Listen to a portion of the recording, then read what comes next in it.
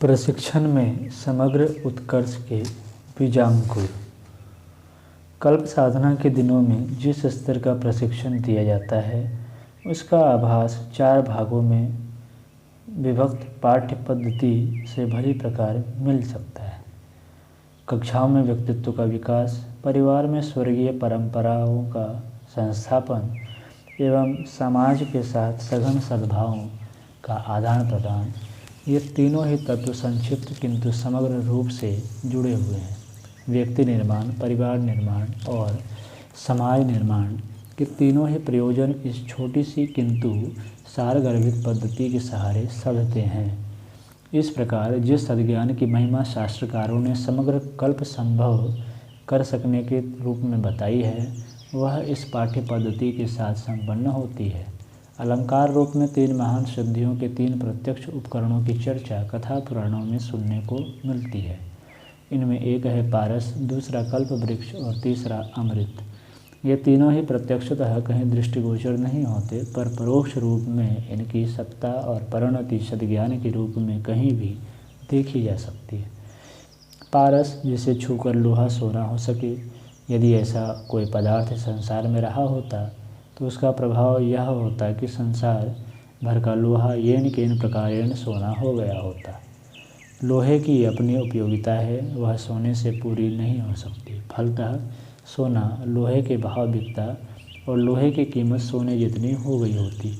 पारस का प्रत्यक्षतः कोई अस्तित्व नहीं, यदि वह है तो परोक्ष रूप से उस सद्ज्ञान को सन्निहित समझा जा सकता है, जो व्यक्तित्व को सुसंस्कारी बनाता है। पिछड़ेपन के लिए उत्तरदायी आदतों को उखाड़कर उनके स्थान पर सुसंस्कारी आचरणों का सुव्यवस्थित सुनियोजित जीवनचर्या का अभ्यास कराता है।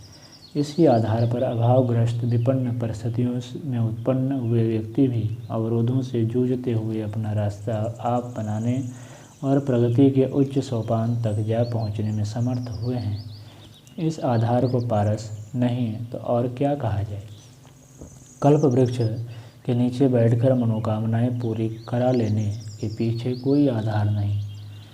यदि ऐसा रहा होता तो पात्रता, पुरुषार्थ और साधन सहयोग अर्जित करने की किसी को आवश्यकता ही नहीं पड़ती।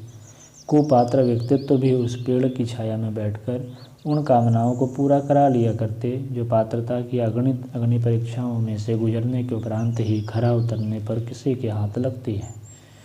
तर्क और प्रमाण के आधार पर इस प्रकार के पेड़ का कहीं अस्तित्व नहीं, किंतु सद्ज्ञान की विचार सरणी ऐसी है जिसे अपनाने पर दृष्टिकोण निखरता है, दूरदर्शी विवेक उभरता है और हर स्थिति में संतुलन बनाए रहने वाला सौमनस्य सहज ही हस्तगत होता है, जिसे अपने विचार तंत्र का सदुपयोग आता है, जो मन स्थिति और परिस्थिति का तालमेल बिठाने का अभ्यस्त है, उसके आंगन में कल्प वृक्ष उगा ही समझा जाना चाहिए। तीसरी दिव्य उपलब्धि अमृत है। उसे पीने वाले अमर होते बताए जाते हैं। प्रकृति विधान को जानने वाले समझते हैं इस विश्व व्यवस्था में ऐसा विधान है कि इस विश्व वसुधा में ऐसा विधान है ही नहीं कि जो वस्तु जन्मे वह मरे नहीं। एक दिन धरती और सूरज को भी मरना पड़ेगा। फिर मनुष्य जैसे नगण्य प्राणियों की सत्ता को चिरस्थायी बने रहने की बात सोचना तो और भी उपहासास्पद है। तब अमृत किसे कहा जाए? क्या वह दिवा स्वप्न भर है? जहाँ तक शरीर के अमर होने की बात है, उसे वैसा ही कहा माना जा सकता है, किंतु यदि सद्ज्ञान के उस पक्ष पर दृष्टि डाली जाए तो अंतराल के आस्था क्षेत्र को समुद्र की तरह मथ देता है। तो यह विश्वास पूर्वक कहा जा सकता है कि आत्मबल के धनी देवता और भौतिक साधनों के दैत्य का सहयोग जुटाने वाले समुद्र मंथन की उस पौराणिक गाथा को अपने निजी जीवन व्यवहार में भी उतार सकते हैं। व्यक्तिगत जीवन का परिशोधन जिस तपश्चर्या के आधार पर बन पड़ता है, उसे बोलचाल की भाषा में संयम कह सकते हैं।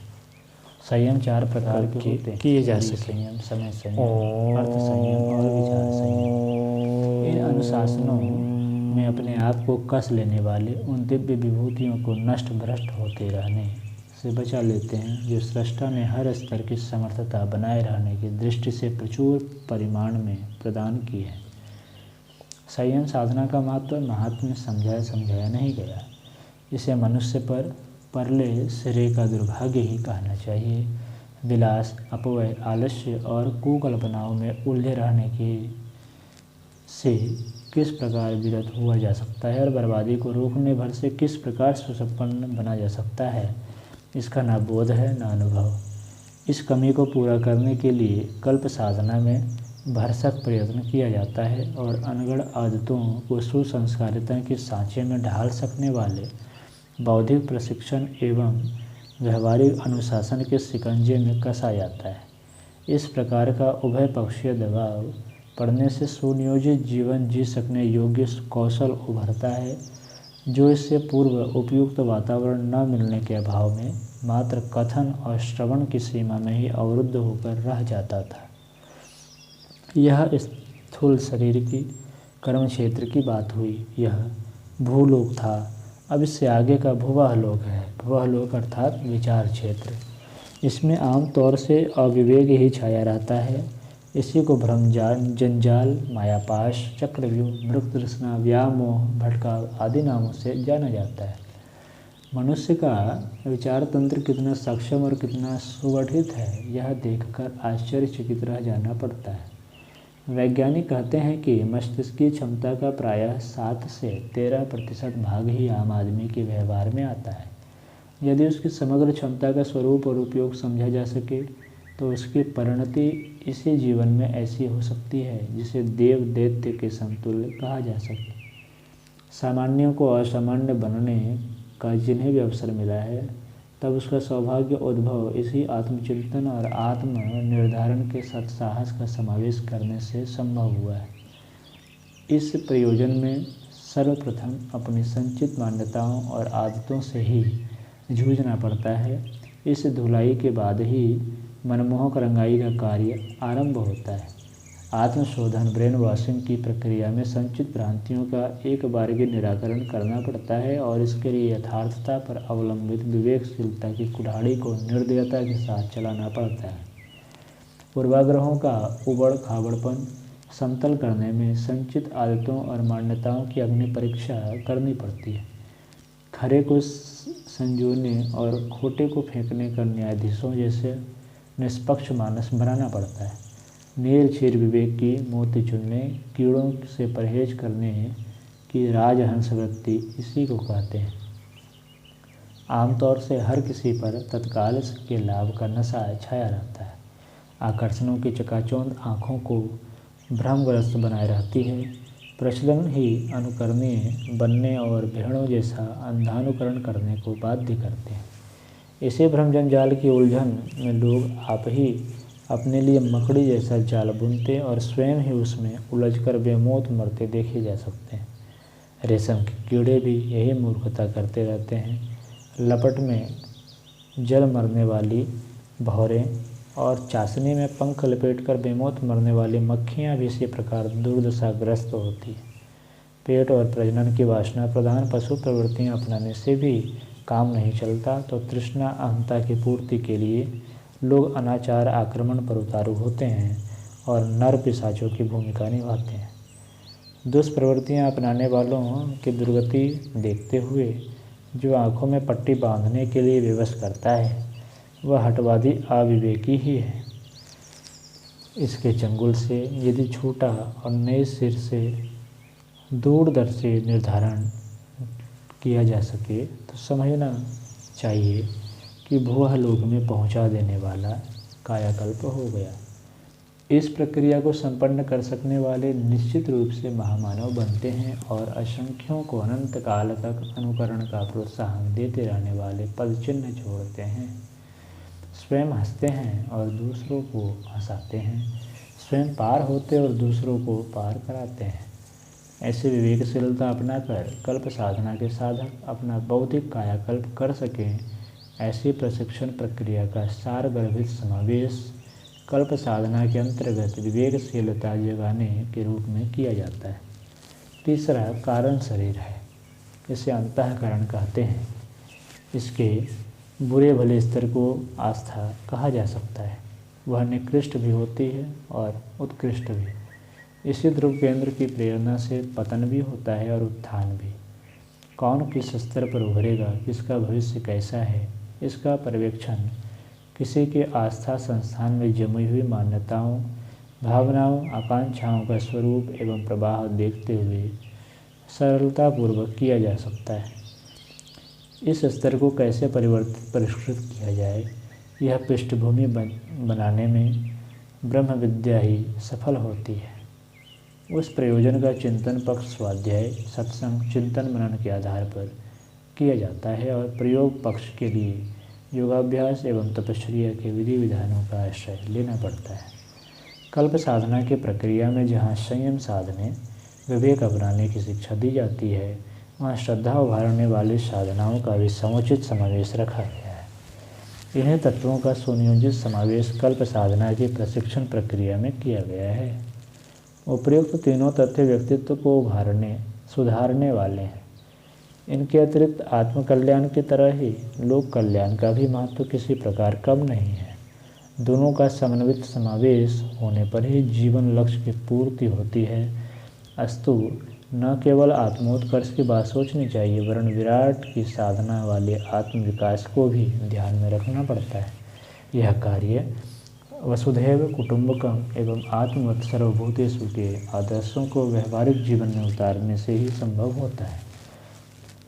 इसका एकमात्र अभ्यास लोक मंगल को जीवनचर्या का अविच्छिन्न अंग बनाने से ही पूर्ण हो पाता है। अस्तु कल्प साधना के हर साधक को उस प्रक्रिया का अभ्यास कराया जाता है जो इन दिनों इस प्रयोजन के लिए सर्वोपरि महत्व की है। सर्वविदित है कि इन दिनों आस्था संकट से जूझना ही महाविनाश की विभीषिकाओं से विश्व मानव की प्राण रक्षा करने का एकमात्र उपाय है। यह तथ्य किसी से छिपा नहीं कि लोकमानस का परिष्कार यदि बन पड़े तो इतने ही साधनों से इन्हीं परिस्थितियों में धरती पर स्वर्ग के अवतरण का दृश्य देखा जा सकता है। मनुष्य के दृष्टिकोण में संकीर्ण स्वार्थपरता, वितृष्णा, उद्दत अहमन्यता, अनाचारी उद्दंडता घुस पड़ने से ही प्रस्तुत उपलब्धियां विकास में लगने के स्थान पर विनाश कृत्य में जुट पड़ी हैं। इस विपन्नता को उलटकर सीधा किया जा सके तो समझना चाहिए कि समस्त समस्याओं का हल निकल आया। लोकमानस का परिष्कार ही विश्व व्यवस्था को बनाने और उज्ज्वल भविष्य की संरचना कर सकने में पूरी तरह समर्थ हो सकता है। प्रज्ञा अभियान का वही केंद्र बिंदु है। युग परिवर्तन के लिए विचार क्रांति की अनिवार्य आवश्यकता मानी गई है। इस कल्प साधना के साधक अपनी वर्तमान परिस्थिति एवं योग्यता में भी क्या कुछ कर सकते हैं, इस नवसृजन योजना का हर पक्ष कल्प साधना के साधकों को सिखाया जाता है। इस प्रयोजन के लिए वाणी को मुखर बनाने की आवश्यकता तो अनिवार्य रूप से पड़ती है। इसके लिए समुदाय में दिए जाने वाले भाषण, व्यक्तिगत परामर्श या संभाषण एवं भावनाओं को लहराने वाले संगीत की आवश्यकता पड़ती है। इसमें से कौन किसे किस मात्रा में अपना सकता है, यह व्यक्तिगत अभिरुचि का विषय है, पर इन तीनों को ही सिखाने की समुचित व्यवस्था कल्प साधना प्रशिक्षण के अंतर्गत की गई है। इन कलाओं में अभ्यस्त व्यक्ति लोकप्रिय और सम्मानास्पद बनता है, उपयोगी सहयोग संपादित करता है। इस लाभ से तो सभी परिचित हैं।